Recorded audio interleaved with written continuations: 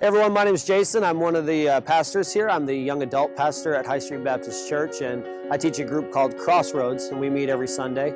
And I just wanted to get you guys excited about our upcoming devotional, Route 66. This week we're studying the book of Ecclesiastes.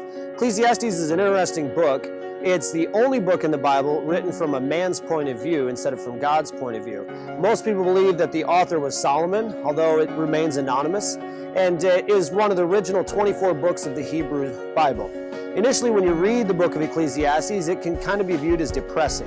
In fact, the book begins with the words, vanity, vanity, all is vanity, which nowadays means meaningless, meaningless, all is meaningless. But in fact, the book of Ecclesiastes is not meaningless at all. It's a book that's influenced a lot of things in American society today. It's influenced our philosophy. The author talks about hedonism, existentialism, materialism, and humanism. It's affected our science.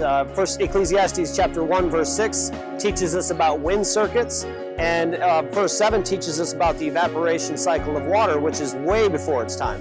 It's also affected our literature. Author Thomas Wolfe said that this is the most important piece of writing in the world. But how is Ecclesiastes good for you and for me? I believe that Ecclesiastes is not a depressing book at all. I believe that Ecclesiastes was a book that's written from a humanistic point of view in the beginning. And it points towards all of men's things that we do and all of that we try to accomplish is meaningless and worthless without Christ. In fact, Ecclesiastes chapter 11 verse 9 tells us to rejoice. And the reason it tells us to rejoice is because the author has switched his viewpoint.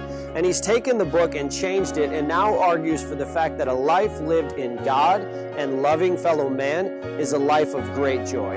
And I really believe that if you take time and if you jump into Ecclesiastes and you look at it for what it is, you will find that a life that you live is not meaningless. The life that you live solely focused on God and others is a life of great joy, just like the author of the book of Ecclesiastes.